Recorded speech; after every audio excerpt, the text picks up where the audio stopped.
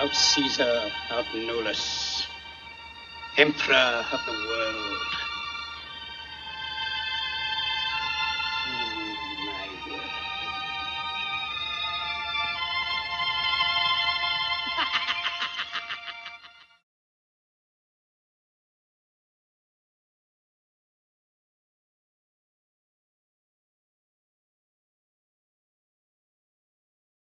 Smedley Darlington Butler, by his own account, helped pacify Mexico for American oil companies, Haiti and Cuba for National City Bank, Nicaragua for the Brown Brothers Brokerage, the Dominican Republic for sugar interests, Honduras for U.S. fruit companies, and China for Standard Oil.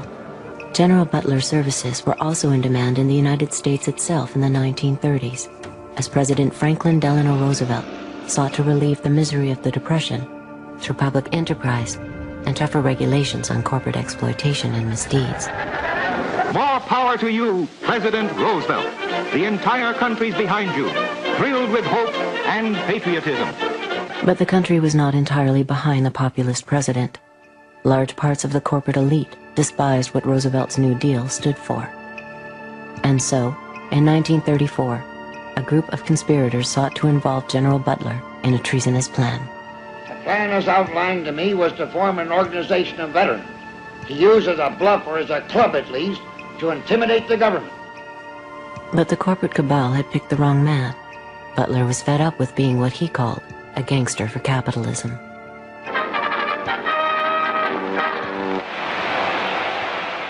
I appeared before the Congressional Committee, the highest representation of the American people, under subpoena to tell what I knew of activities which I believe might lead to an attempt to set up a fascist dictatorship. The upshot of the whole thing was that I was supposed to lead an organization of 500,000 men, which would be able to take over the functions of government. A congressional committee ultimately found evidence of a plot to overthrow Roosevelt. According to Butler, the conspiracy included representatives of some of America's top corporations, including J.P. Morgan.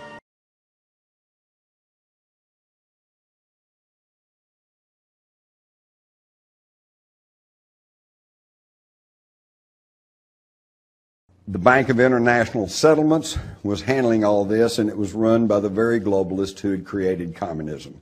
Feeding into the buildup of Nazi Germany were Dillon Reed, National City Bank, Union Banking Corporation of the United States. Union Banking Corporation was handling the money of a German steel magnate, Fritz Thyssen, who has admitted and revealed that he was the primary financier of Adolf Hitler.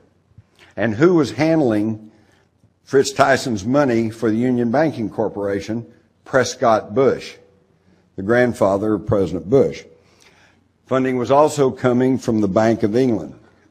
Now, we also even looked beyond the banks that were supporting Germany, and we found out that the large German corporations led by I.G. Farben, whose names I'm sure you'll recognize, Farben, Bosch, Daimler-Benz, Siemens, Krupp, Alliance, which, by the way, is still the largest insurance company in the world and the primary insurer of the World Trade Center.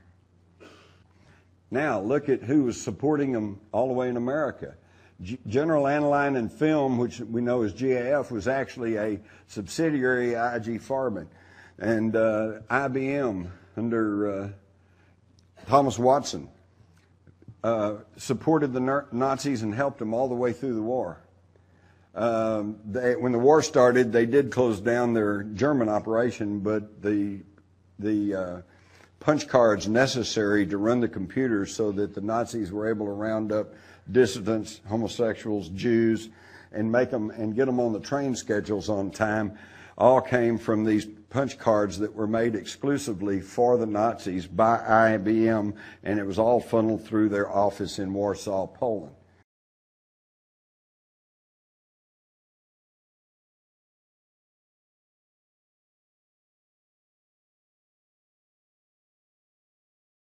The petrol additive lead tetraethyl. Without this, Goering's high-compression aircraft engines would be unable to take off. But Hitler needs a highly efficient air force for his forthcoming invasion of the East. Goering asked the IG Farben bosses to approach the American friends. Standard Oil is the world's leading producer of this additive.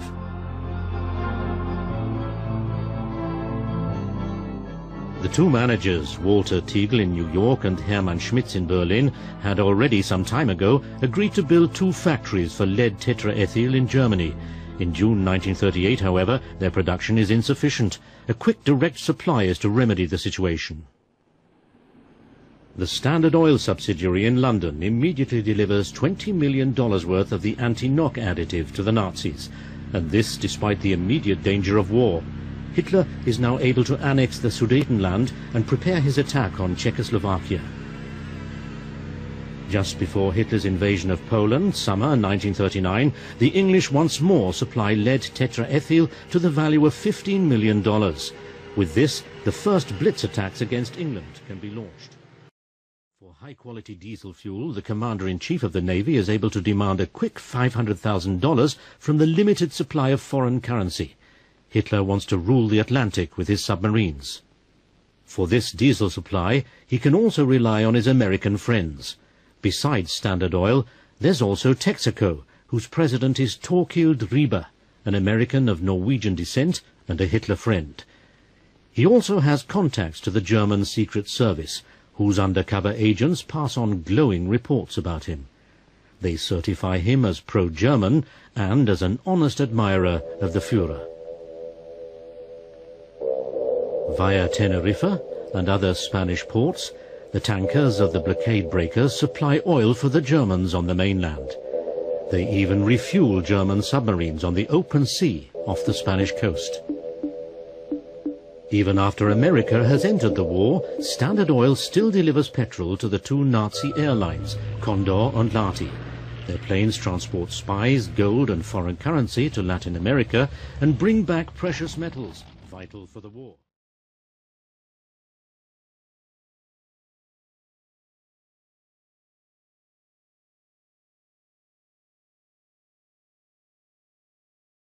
Und na, der Juden.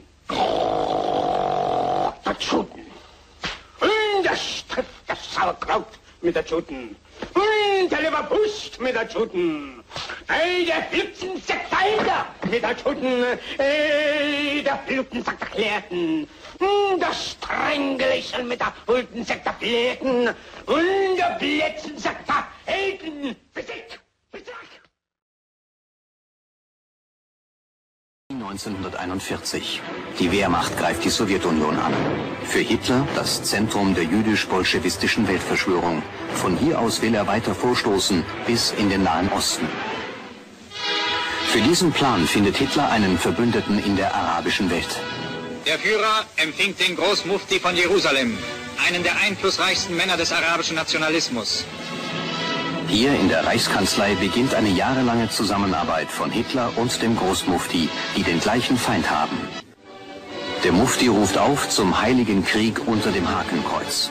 Er stellt sich an die Spitze der bosnischen SS-Division mit Namen Handschar. Die muslimischen SS-Soldaten sollen auf nationalsozialistischen Kurs gebracht werden. Zu Schulungszwecken kommen sie nach Potsdam. In einer Villa aus ehemals jüdischem Besitz verbreitet der Mufti seine muslimisch-nationalsozialistische Gesinnung. 1944 geht Berlin im Bombenhagel der Alliierten unter. Die Nazis beschaffen dem Mufti fernab im sächsischen Kurort Eubin ein sicheres Asyl. 1945 setzt sich Hitlers Mufti ab. Er kann sich unbeschadet nach Kairo absetzen und weiter gegen Juden hetzen. Das revolutionäre Kairo der 50er Jahre. Unter dem ägyptischen Staatspräsident Nasser ein Zufluchtsort für deutsche Nazis, wie Johannes von Leers, einem der berüchtigsten NS-Propagandisten. Leers war, laut bisher unbekannten CIA-Dokumenten, Chef von Odessa, der berühmt-berüchtigten Organisation ehemaliger Angehöriger der SS.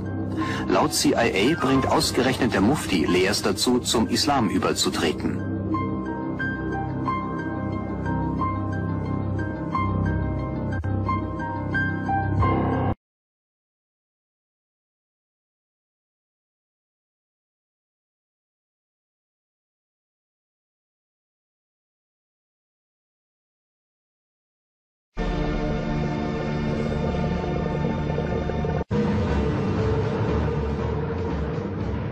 Germany, early 1945. The end is near. American troops are striking at the heart of Germany. Hitler's armies are crumbling. The Allies are winning the war. Germany is drowning in destruction. Despite the continued bombing, parts of Kiel Harbor are still operating. The submarine docks. One boat is being prepared. Its name, U-234. In the submarine bunkers. U-234 is a modified mine layer, the largest submarine still in service. To the surprise of the crew, the boat is not being prepared for the defense of Germany. U-234 is to become a cargo submarine. Karl Ernst Pfaff, second watch officer. He is one of the few aboard U-234 who know the destination of their voyage. The mission was to go and bring a load of material to Southeast Asia. Nobody knows what is in them. Pfaff completes the cargo manifest. He finds out who is supposed to receive U-234's freight. The Japanese Army. Allied intelligence broke the German Enigma code in mid-1943. American and British commanders receive regular briefings on what the enemy is up to. No German military secret is secure anymore. That includes the departure of U-234. Crew shares their cramped quarters with some very important passengers. Highest ranking among them, Luftwaffe General Ulrich Kessler. Also on board the U-234, a fully functional Me-262, the world's first operational jet fighter plane. It is dismantled and stored side by side with components for the V-2, the latest achievement in ballistic missile technology. But only 2 passengers on this submarine know how critical the mission truly is. Lieutenant Commander Hideo Tomonaga and Lieutenant Genzo Shoji, high-ranking officers of Japan's Imperial Army. Tomonaga and Shoji had been in Germany for a year and a half, studying weapons and tactics of their German ally. When the boat was being loaded, the Japanese officers were on board, and before the boxes were brought down into the cargo hold, they were painting U-235 on them. We were laughing at them because they did not even know our hull number, U-234. But the Japanese know exactly what they are doing. They are not referring to a U-boat call sign. They label the boxes according to what is really in them. Uranium oxide, which contains U-235. In this building, Nishina and his staff are trying to do what Werner Heisenberg is also attempting in Berlin: build a nuclear bomb. It's July 1943. The Japanese ambassador in Berlin receives a secret telegram. Tokyo urges him to arrange export of uranium from the mines in Joachimsthal, one of the few sources of natural uranium in Europe. The dictator agrees. Japan should receive German help. Hitler orders that the Japanese be afforded any assistance regarding all weapons and devices which could be used to the advantage in the common cause. It is May 13th. Captain Fehler surfaces the submarine. As soon as the Americans find out which boat is about to surrender, they are determined to be the first to reach it. U-234 deliberately radios the wrong coordinates to its Canadian pursuers. The ploy works. Fehler sends them on a wild goose chase. 500 miles off Newfoundland, the USS Sutton pulls alongside U-234. For the reporters, this man seems to be the biggest catch. A high-ranking Nazi general, complete with jackboots and leather coat. Ulrich Kessler. POW number 3WG1269. But this POW will become much more important to the Americans. Second Watch Officer Pfaff. Finally, the Americans find the cargo manifest. Item number 38, a chilling detail. 560 kilograms of uranium oxide. The wooden boxes with the uranium were lined up on a long table along the side of the building, and then a man came in and took a look at everything, and every one of the American officers was very polite and really showed respect for him. At a later time, when I saw that picture again in Ruston, Louisiana, prisoner of war camp, I think it was Dr. Oppenheimer. I sent trucks to Portsmouth to unload the uranium, and then I sent it to Washington.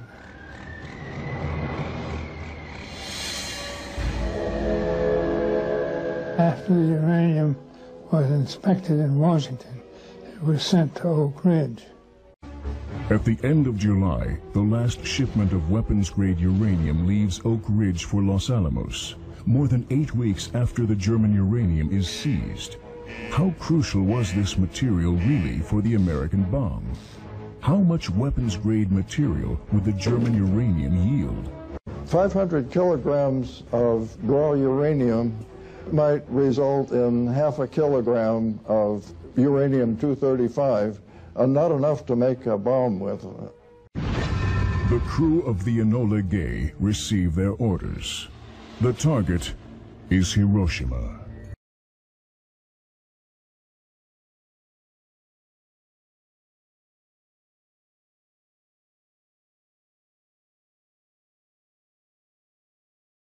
As World War II winds down, the Allies race to capture Hitler's best scientists and technology.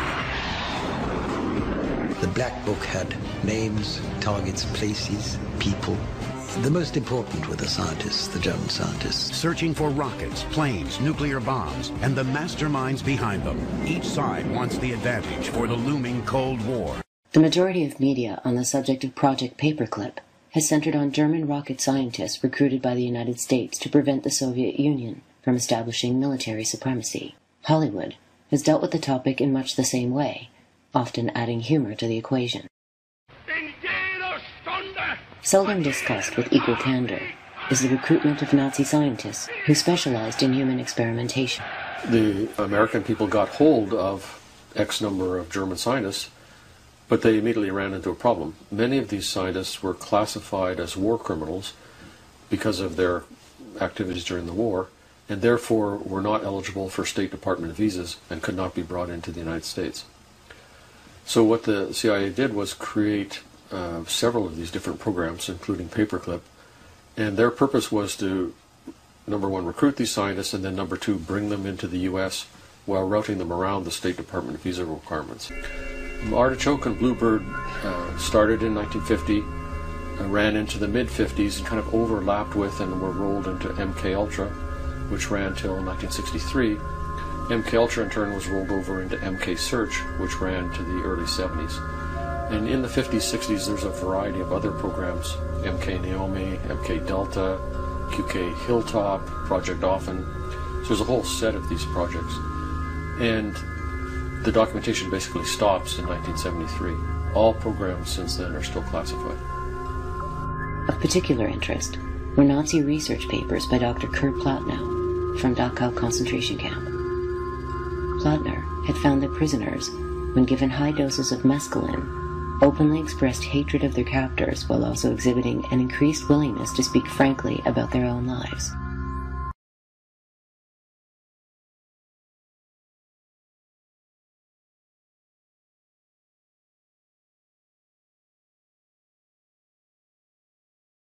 This funding group in New York, they would pay for passports which were illegal, and in fact, my grandfather was involved with that. That's how I know so much about it, because my grandfather was told to keep silent and not to tell anybody, but of course he told my grandmother, and my grandmother told me, and I've told my children.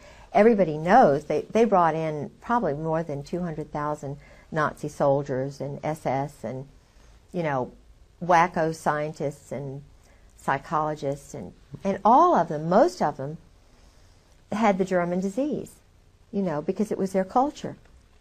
The German disease? Yeah, the German disease is what the Pink Triangle boys were. Colonel Ron Ray writes about this. He's a Marine colonel who's a Christian who's writing about the Cherry Marines, the homosexuality in the group sex orgies and so forth. Naples, which is where all of the Navy is doing their playing. I mean, today in Naples, these orgies are going on. It was where Krupp, the weapons manufacturer, used to take the German high command, and they would go into the Isle of Capri, into the Blue Grotto. And they would have big orchestras, and they'd bring in little boys, little Italian boys, who would be raped. They'd give them trinkets. But what they were doing was pedophilia. They were raping, bringing in little boys. They involved the Catholic priests, you know, who were bringing in all, anyway. So, but what happened was this whole group came over to the United States.